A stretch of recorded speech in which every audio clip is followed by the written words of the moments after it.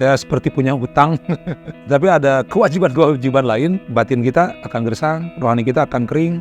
Sampurasun, saya Adeo Hapsa. Saya bergiat di salah satu komunitas di Museum Konferensi Afrika bernama Asia Africa Reading Club. Berdiri sejak 2009 dan saya sampai hari ini menjabat sebagai Sekretaris Jenderal atau semacam koordinator ya, yang memimpin dan mengelola klub baca ASEAN African Reading Club ini. Makna literasi lebih dari sekedar membaca, jauh lebih dari sekedar menulis. Menurut saya adalah menemukan empati atau seseorang yang kalau membaca sesungguhnya dia sedang berkaca, sedang melakukan cerminan. Jadi apalah artinya banyak baca buku, membaca tapi tidak memberikan dampak yang bagus buat diri kita, buat lingkungan kita. Ada satu masa mungkin saya tidak serius untuk menapaki jalur akademik itu, kemudian saya seperti punya hutang, hutang rasa atau hutang peradaban, atau hutang kebudayaan, bahkan hutang kepada orang tua untuk terus menjadi seseorang yang lebih baik dari hari ke hari. Itu yang membuat saya terdorong atau tergerak sehingga untuk bisa terus berkegiatan di aktivitas literasi ini. Saya pikir membaca, ya beres membaca gitu, sekedar membaca untuk kepentingan pribadi. Tapi ada kewajiban-kewajiban lain yang menanti dari aktivitas membaca ini. Sebut saja adalah itu misalnya menulis puisi dan masih banyak lagi ekspresi. Dan saya rasa itu sesuatu yang sangat alamiah, natural ketika apapun yang masuk ke dalam batin kita, pikiran kita, jiwa kita, dari kiri, kanan, atas, bawah, dari segala macam arah, seakan-akan minta disampaikan apapun bentuk ekspresinya, termasuk dengan musik. Ada hal-hal yang tidak boleh diluputkan. Jika memang tidak tercukupi, batin kita akan gersang, rohani kita akan kering. Ya seperti jasmani, kalau tidak makan mungkin akan kelenger, lemes.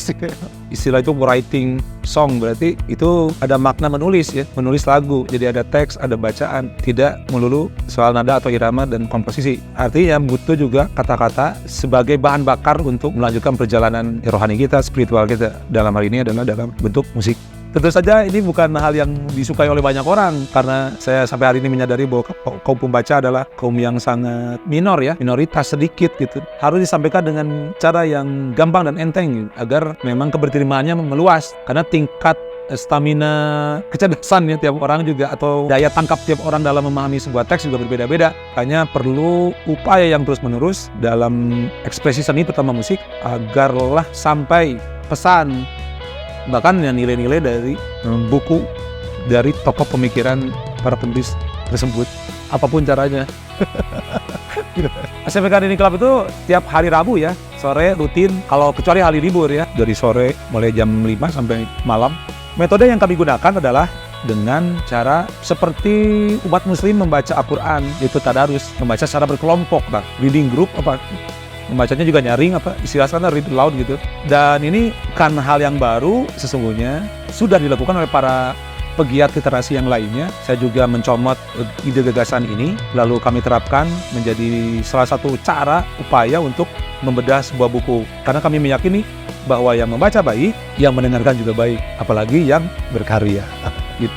Ternyata para penempuh jalan sunyi seperti membaca ini perubahannya itu pelan-pelan gitu, pasti gitu. Tapi saya merasakan ada perubahan-perubahan, dan mudah-mudahan saya tidak keliru dengan perubahan-perubahan itu. Misalkan dia jadi rajin, misalnya kalau ada sesuatu yang tidak beres, dia segera secepat mungkin untuk menuntaskan ketidakberesan itu. Jadi kritis mungkin ya, jadi peka, jadi banyak menilai, mengapresiasi karya-karya lain gitu. Ya bahkan dengan persoalan situasi kemasyarakatan, kenegaraan kita, kebangsaan kita.